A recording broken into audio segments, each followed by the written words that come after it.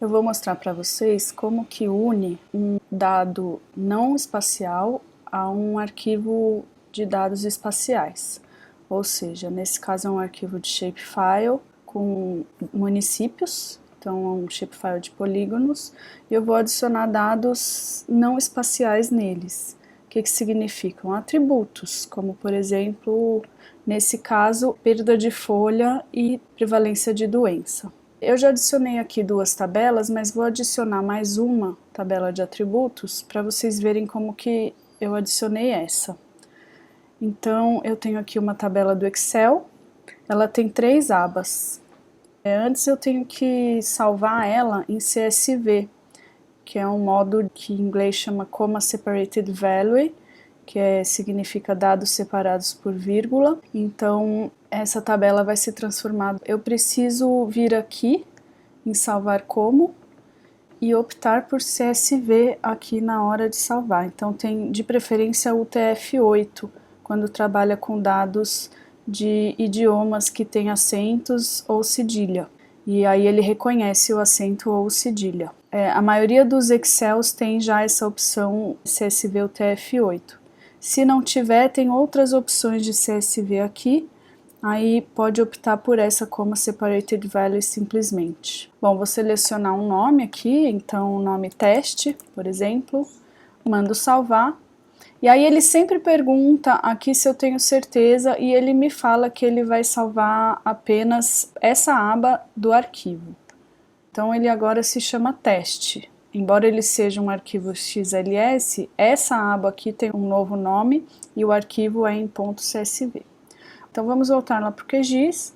Para eu adicionar aquele arquivo em CSV aqui, eu tenho que vir nessa opção deste apóstrofe. Quando eu clico aqui, ele abre essa janela, em que tem aqui várias opções, adicionar vetor, adicionar raster e o texto delimitado. Então eu vou selecionar aqui a minha tabela, no caso ela se chama teste, mas a que eu preciso adicionar aqui, essa daqui. Aqui tem algumas observações para serem selecionadas. Eu tenho que sempre olhar se a tabela está da forma como estava no Excel, dividida certinho. Normalmente ela vem adicionada certo. Quando ela não vem, que é adicionada certo e nesse formato aqui. Quando ela não vem, eu tenho que fazer aqui as delimitações customizadas. Então, por exemplo, se os meus dados estão separados por vírgula, eu tenho que dizer que ele está separado por vírgula. Às vezes vem uma coluna inteira aqui, normalmente quando o Excel está em português, uma vez que o QGIS lê em inglês, vem uma coluna inteira aqui com os dados entre cada coluna separados por ponto e vírgula. Então eu tenho que dizer aqui para o QGIS que os dados são separados por semicolon, que é ponto e vírgula. E aí quando eu clico aqui, ele vai lá e separa direitinho. Tem uma outra questão relacionada à divisão do decimal dos números dentro da minha tabela. Então, quando eu salvo normalmente no Excel em português, ele, ao invés de colocar ponto como divisor de decimal igual em inglês, ele coloca vírgula, tal como é em português. Então, eu tenho que dizer para ele que o separador decimal é vírgula. Então daí eu vou lá e seleciono aqui, mas não é o meu caso. O meu caso ele veio direitinho, eu não preciso dizer para ele a forma como é separado. Essa tabela, ela não é feita de coordenadas, então não tem linha de latitude e longitude, porque como eu vou adicionar no arquivo shapefile de polígonos, os polígonos não têm coordenadas exatas, porque ele não é um ponto no espaço, ele é uma área no espaço. Então, nesse caso, as tabelas de municípios, bairros, estados e países, elas sempre têm uma identificação numérica e não a coordenada. Nesse caso, que a minha tabela não tem latitude e longitude, eu não tenho como preencher aqui qual coluna é de latitude e qual coluna é de longitude, então eu venho aqui para a opção sem geometria. Pois bem, feito isso, observado bem as opções aqui, se elas estão corretas, eu posso adicionar a tabela. E foi assim que eu adicionei essas outras duas tabelas. Então eu tenho 3 tabelas aqui com atributos dos municípios, que eu vou adicionar as 3 na minha tabela de shape completa. Vale considerar que essa tabela de shape completa eu adicionei por essa opção aqui, que é de adicionar arquivos vetoriais, que são em formato shapefiles. Então, venho aqui, tem a mesma opção, vou até lá a minha aba de arquivos, seleciono e mando adicionar. Se eu adicionar aqui, eu vou ter 2 iguais lá.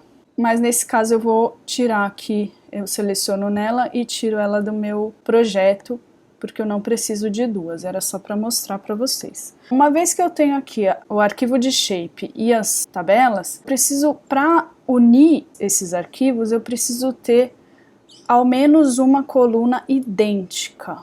Isso é uma regra básica de união de tabelas ou de shapes no QGIS.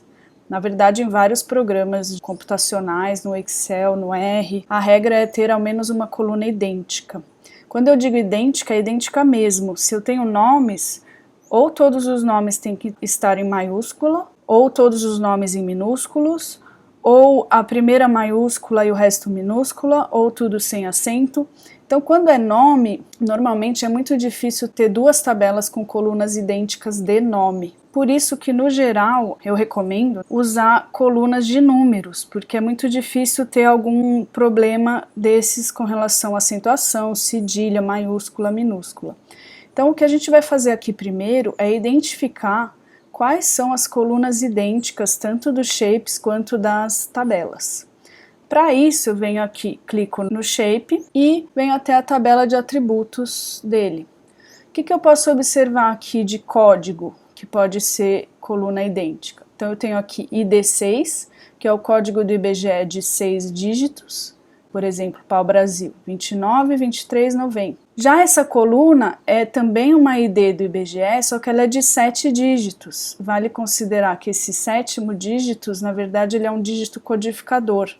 Se eu tirá-lo dessa ID, não vai fazer diferença nenhuma, porque o resto dos números é igual. Então, nesse caso, essa ID6 eu gerei tirando esses dados. Por que eu gerei a ID6? Porque vários dados que vêm do Ministério da Saúde ou do Ministério da Agricultura, as tabelas vêm com 6 dígitos e os shapes vêm com 7.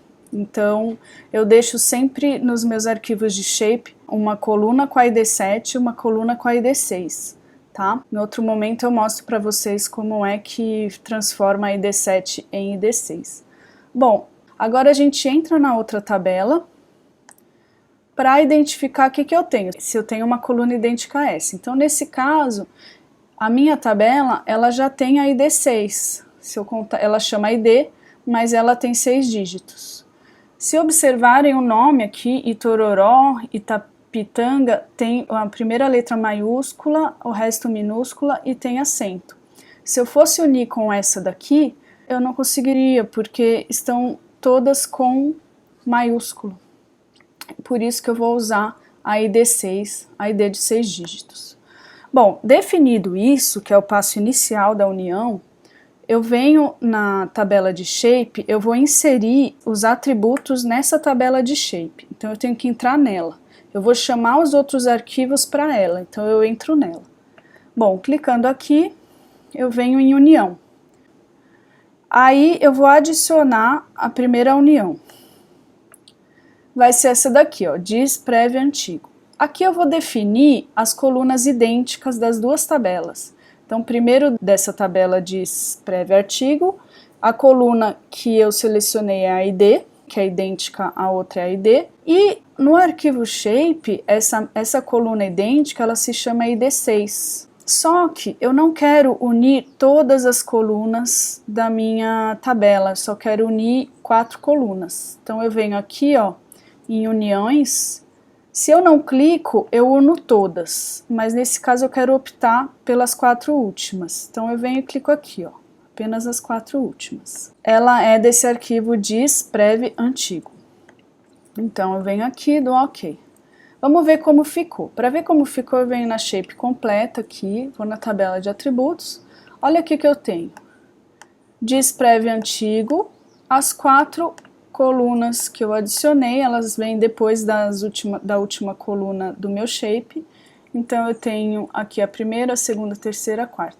Se vocês observarem, esse nome está super comprido até chegar ao nome da coluna. Posso diminuir isso. Eu venho aqui, volto lá na união que eu já gerei, vou editar ela, clico 2 vezes em cima. E aí seria esse nome aqui, ó. Eu posso vir aqui e trocar. Vou colocar, por exemplo, diz de PR ante. Por exemplo, pode diminuir até mais se quiser e pode não pôr nada também se quiser. Então eu vou dar OK. OK. Vamos lá ver como ficou. Ó, ficou mais curto, tá? E aí eu posso fazer quantas uniões eu quiser nesse shape. Por isso que eu adicionei 3 tabelas para mostrar para vocês. Então eu venho aqui em mais uma. Essa é disprev atual. Ela é igual a outra em termos que tem a coluna ID com o mesmo nome e de 6 dígitos. Então eu clico aqui. Agora na próxima, a do shape, ela se chama ID6. Também vou unir apenas as 4 últimas colunas, que é o que me interessa para esse projeto, e vou diminuir aqui o texto. Diz de PR ato, de atual. Bom, e agora eu vou adicionar a última, perda de folha, ID6, também só me interessa aqui as últimas 4 colunas. Aqui vou escrever perda fol, perfol at, e dou OK. Olha, se vocês observarem, então eu tenho a união de 3 tabelas no meu shape e elas se encontram aqui. Por que que deu nulo? Porque esse nulo se refere a essa tabela de folhas. Vamos ver quantos nulos tem. Se eu clico em cima, ele coloca em ordem, né? Então, eu venho até aqui para baixo. A partir do 29 é tudo nulo. Se eu for descer lá até o 100, 120, tá tudo nulo aqui. Por quê? Porque a minha tabela de folhagem, essa daqui, vamos entrar nela aqui. Se vocês observarem, elas têm 28 linhas, 28 municípios. Então, esses 28, por exemplo, Ubatá, que tem esse último valor 34.7, vamos olhar aqui na tabela de shape. Vamos para Ubatá. Coloquei em ordem, né? Aqui em ordem crescente, ordem decrescente. Ubatã, 34.17. Ele fez a união. Agora, os municípios que não constam na tabela de folha, eles ficam como nulo. Aqui também, ó, o dado de doença de prevalência atual, se está nulo, é porque não houve união. Aí tem duas coisas, ou não havia esse município na tabela de origem, ou a união deu errada. Por isso que quando a gente faz com nomes, se o nome está errado, das colunas idênticas, ele vai dar nulo, porque ele não reconheceu. Então ele fala, olha, não tem como fazer a união de uma coisa que eu não reconheço que está idêntica. Nesse caso não foi essa questão, as colunas de fato estão idênticas. O problema mesmo é que não haviam esses municípios na tabela que eu fiz a união, que é a de folha. Agora, uma vez feito isso, eu posso, se eu precisar trabalhar com essa tabela no Excel, ou se eu precisar trabalhar outras vezes com essa tabela já unida, eu posso salvar ela, ou em formato de shape, quando eu quiser eu já tenho o shape, não preciso ficar fazendo união, ou em tabela de Excel mesmo. Então, para isso, eu venho aqui com o botão direito, salvar como, exportar, salvar como. E aí, olha, eu posso escolher aqui ou em XLSX, ou em CSV, ou em Shapefile. Então, como eu estou precisando dessa tabela em CSV, eu vou salvar ela aqui em CSV. Aí escolho um local, nesse caso aqui, tabela completa. E mando salvar. Pois bem, então ok. Ela vem automaticamente para cá, se eu quiser conferir. Eu vou ter todos os dados dela aqui, ó, com as uniões. Por que ela veio automaticamente para cá? Eu vou pedir para salvar de novo para mostrar para vocês. Agora eu vou salvar em XLSX. Pode ter o mesmo nome, porque é outra extensão, então não vai fazer diferença. Quando está selecionado aqui, normalmente fica automaticamente selecionado, adicionar arquivo salvo no mapa. Se eu tirar, ele não vai adicionar no mapa, ele vai adicionar direto no meu arquivo lá. Então vou dar OK, entrar no meu arquivo, ele está aqui, tabela completa XLSX. Então é isso que eu tinha para mostrar hoje, obrigada.